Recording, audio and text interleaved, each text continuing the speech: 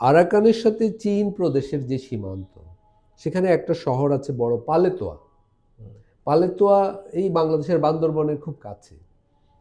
এইটা শহরটার ঐতিহাসিক মালিক আসলে চীন প্রদেশ, কিন্তু রাখাইনরা মনে করে শহরটা আমাদের, আরাকানিজরা। এখন শহরটা আরাকান আর্মির দখলে, কিন্তু এই শহরের বাসিন্দাদের একটা বড় অংশ হলো খুমি।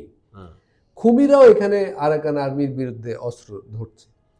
তার মানে ভবিষ্যৎ আরাকানের সশস্ত্র সংগ্রামটা হবে এরকম: আরাকান আর্মির সাথে বর্মার কেন্দ্রীয় বাহিনীর একটা যুদ্ধ, আরাকান আর্মির সাথে রোহিঙ্গাদের একটা যুদ্ধ, আরাকান আর্মির সাথে পালেতোয়ার খুমিদের একটা যুদ্ধ। তার মানে 3 ধরনের যুদ্ধ এখানে খুব আগামী বছরই বা এই বছরের মাঝামাঝি আমরা দেখতে পাবো। এরকম ক্ষেত্রে যেহেতু খুমিদের সাথে এখানে বান্দরবানের একটা ঐতিহাসিক নৃতাত্ত্বিক সম্পর্ক আছে, রোহিঙ্গাদের সাথে এখানকার আশ্রয় শিবিরের রোহিঙ্গাদের একটা সম্পর্ক আছে, আরাকানের সাথে বামারদের একটা সংঘাতপূর্ণ সম্পর্ক আছে, ফলে একটা জটিল যুদ্ধ পরিস্থিতি আমরা দক্ষিণ সীমান্তে দেখতে পাবো।